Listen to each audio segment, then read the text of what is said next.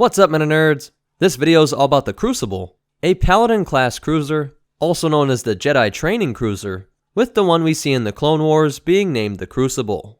It was manufactured by Rendili Vehicle Corporation, the same people that made the Defender-class Light Corvette that was used during the time of the Old Republic era. Its cost was unknown, but at a length of 99 meters, or 325 feet, it was about as long as 5.5 LAAT gunships. At 38 meters, or 125 feet wide, it was nearly a Jawa sandcrawler across, and at a height of 28 meters, or 92 feet tall, it stood higher than an AT-AT plus an AT-RT. Its top speed was unknown, but it must have been similar to the Defender-class Light Corvette, and of course this ship was equipped with shielding and a hyperdrive. Both the port and starboard side of this ship had 3 escape pods and an airlock, with an array of sensing equipment and large radar dish located here. This ship was well over 1,000 years old, and its ancient origins made it a perfect vessel for taking Jedi initiates on their trip to Ilum, so that they could partake in the ancient Jedi tradition, the Gathering, where they would find their lightsaber crystals. On the Crucible was stationed Professor Huyang, who had been around long enough to train Yoda in the construction of his first lightsaber, along with thousands of other Jedi, whose lightsaber designs were all retained in the droid's memory banks.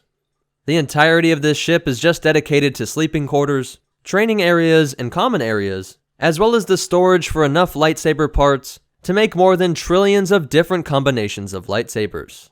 Once the Gathering was completed on Ilum, Hondo Ohnaka's pirate gang used the Corona-class armed frigate to attack and board the Crucible in an attempt to steal the Kyber crystals and sell them for ridiculously high prices on the black market. During the raid, the Professor lost 2 limbs and his head, and Ahsoka Tano was inadvertently captured.